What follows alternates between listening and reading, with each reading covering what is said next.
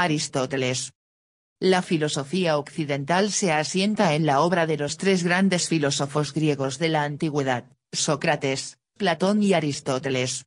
Pese a la singular relación que los unió, Sócrates fue maestro de Platón, quien lo fue a su vez de Aristóteles. La orientación de su pensamiento tomó distintos caminos, y correspondería a Aristóteles culminar los esfuerzos de sus maestros y ejercer la influencia más perdurable, no solo en el terreno de la filosofía y la teología, sino prácticamente en todas las disciplinas científicas y humanísticas. De hecho, por el rigor de su metodología y por la amplitud de los campos que abarcó y sistematizó, Aristóteles puede ser considerado el primer investigador científico en el sentido moderno de la palabra. Aristóteles. Algunos ejemplos pueden dar idea de hasta qué punto Aristóteles estableció las bases que configurarían el pensamiento europeo. Las teologías cristiana y musulmana del medioevo asumieron su metafísica, la física y la astronomía aristotélica se mantuvieron vigentes hasta el siglo XVII, sus estudios zoológicos, hasta el VI, la lógica, hasta el siglo XX, sus apenas 50 páginas sobre estética se siguen debatiendo en nuestros días. Su incuestionada autoridad, reforzada desde la Baja Edad Media por el aristotelismo eclesiástico, llegó incluso a frenar el desarrollo de la ciencia. De tomarse este hecho como una acusación, habría que dirigirla no al filósofo sino a sus dogmáticos seguidores, pero más razonable es tomarlo como ilustración de la sobrehumana magnitud de su impronta y del abismal adelanto que representó su obra. En la Academia de Platón.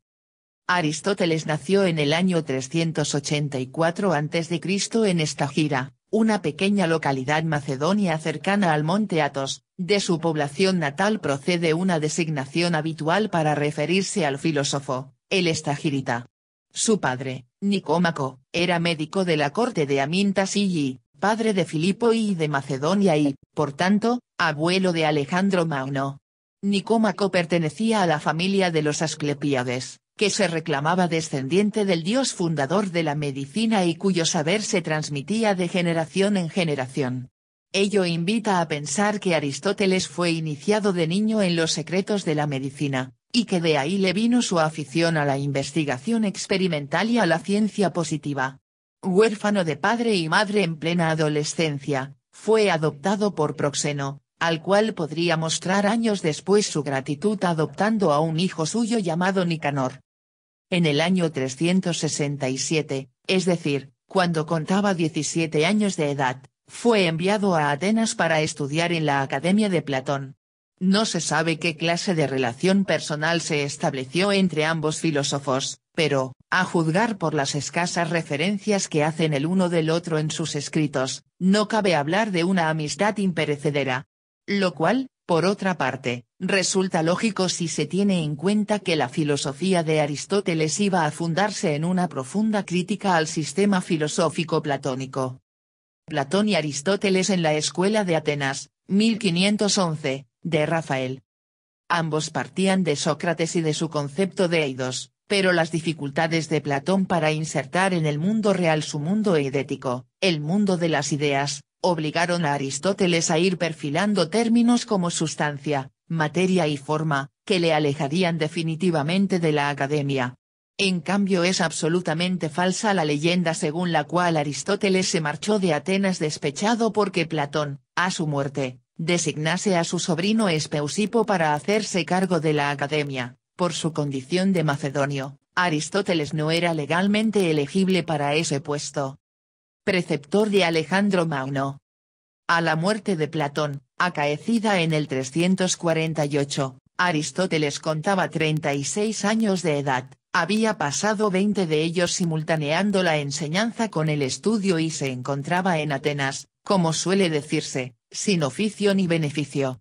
Así que no debió de pensárselo mucho cuando supo que Hermias de Atarneo, un soldado de fortuna griego, por más detalles, eunuco, que se habla apoderado del sector noroeste de Asia Menor, estaba reuniendo en la ciudad de Axos a cuantos discípulos de la academia quisieran colaborar con él en la helenización de sus dominios.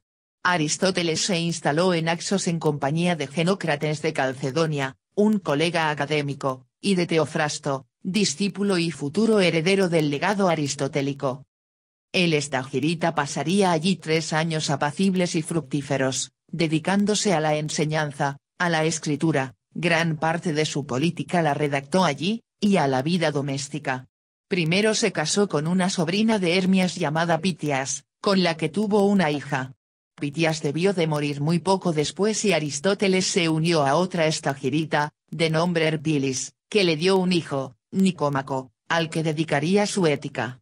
Dado que el propio Aristóteles dejó escrito que el varón debe casarse a los 37 años y la mujer a los 18, resulta fácil deducir qué edades debían de tener una y otra cuando se unió a ellas. Alejandro Magno y Aristóteles. Tras el asesinato de Hermias, en el 345, Aristóteles se instaló en Mitilene, isla de Lesbos, dedicándose, en compañía de Teofrasto, al estudio de la biología. 2 años más tarde, en el 343, fue contratado por Filipo I de Macedonia para que se hiciese cargo de la educación de su hijo Alejandro, a la sazón de 13 años de edad. Tampoco se sabe mucho de la relación entre ambos, ya que las leyendas y las falsificaciones han borrado todo rastro de verdad. De ser cierto el carácter que sus contemporáneos atribuyen a Alejandro, al que tachan unánimemente de arrogante, bebedor, cruel, vengativo e ignorante, no se advierte rasgo alguno de la influencia que Aristóteles pudo ejercer sobre él. Como tampoco se advierte la influencia de Alejandro Magno sobre su maestro en el terreno político. Años después, mientras Aristóteles seguía predicando la superioridad de la ciudad-estado, su presunto discípulo establecía las bases de un imperio universal sin el que, al decir de los historiadores, la civilización helénica hubiera sucumbido mucho antes. El Liceo de Atenas. Poco después de la muerte de Filipo, 336 a.C., Alejandro hizo ejecutar a un sobrino de Aristóteles, Calístenes de Olinto, a quien acusaba de traidor. Conociendo el carácter vengativo de su discípulo, Aristóteles se refugió un año en sus propiedades de Estagira, trasladándose en el 334 a Atenas para fundar, siempre en compañía de Teofrasto, el Liceo, una institución pedagógica que durante años habría de competir con la Academia Platónica, dirigida en ese momento por su viejo camarada Genócrates de Calcedonia. Los 11 años que median entre su regreso a Atenas y la muerte de Alejandro, en el 323, fueron aprovechados por Aristóteles para llevar a cabo una profunda revisión de una obra que, al decir de Hegel, constituye el fundamento de todas las ciencias. Para decirlo de la forma más sucinta posible, Aristóteles fue un prodigioso sintetizador del saber, tan atento a las generalizaciones que constituyen la ciencia como a las diferencias que no solo distinguen a los individuos entre sí, sino que impiden la reducción de los grandes géneros de fenómenos y las ciencias que los estudian. Los seres, afirma Aristóteles, pueden ser móviles e inmóviles, y al mismo tiempo separados, de la materia, o no separados. La ciencia que estudia los seres móviles y no separados es la física, la de los seres inmóviles y no separados es la matemática, y la de los seres inmóviles y separados, la teología. Aristóteles, óleo de José de Ribera, 1637. La amplitud y la profundidad de su pensamiento son tales que fue preciso esperar 2000 años para que surgiese alguien de talla parecida. Después de que, en el siglo XIII, Santo Tomás de Aquino integrase sus doctrinas en la teología cristiana, la autoridad del estagirita llegó a quedar tan establecida e incuestionada como la que ejercía la Iglesia, y tanto en la ciencia como en la filosofía todo intento de avance intelectual tendría que empezar con un ataque a cualquiera de los principios filosóficos aristotélicos. Sin embargo, el camino seguido por el pensamiento de Aristóteles hasta alcanzar su posterior preeminencia es tan asombroso que, aun descontando lo que la leyenda haya podido añadir, parece un argumento de novela de aventuras. La aventura de los manuscritos. Con la muerte de Alejandro en el 323, se extendió en Atenas una oleada de nacionalismo antimacedonio, desencadenado por Demóstenes, hecho que le supuso a Aristóteles enfrentarse a una acusación de impiedad. No estando en su ánimo repetir la aventura de Sócrates, Aristóteles se exilió a la isla de Chalcis, donde murió en el 322. Según la tradición, Aristóteles cedió sus obras a Teofrasto, el cual las cedió a su vez a Neleo, quien las envió a casa de sus padres en Skepsis sólidamente embaladas en cajas y con la orden de que las escondiesen en una cueva para evitar que fuesen requisadas con destino a la biblioteca de Pérgamo.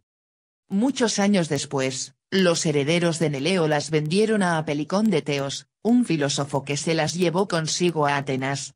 En el 86 a.C., en plena ocupación romana, Lucio Cornelio Sila se enteró de la existencia de esas cajas y las requisó para enviarlas a Roma, donde fueron compradas por Tiranión el Gramático. De mano en mano, las obras fueron sufriendo sucesivos deterioros hasta que, en el año 60 a.C., fueron adquiridas por Andrónico de Rodas, el último responsable del Liceo, quien procedió a su edición definitiva. A Andrónico se debe, por ejemplo, la introducción del término metafísica. En su ordenación de la obra aristotélica, Andrónico situó, a continuación de los libros sobre la física, una serie de tratados que agrupó bajo el título de metafísica, rótulo anodino que significaba literalmente después de la física y que pasaría posteriormente a designar esta rama fundamental de la filosofía.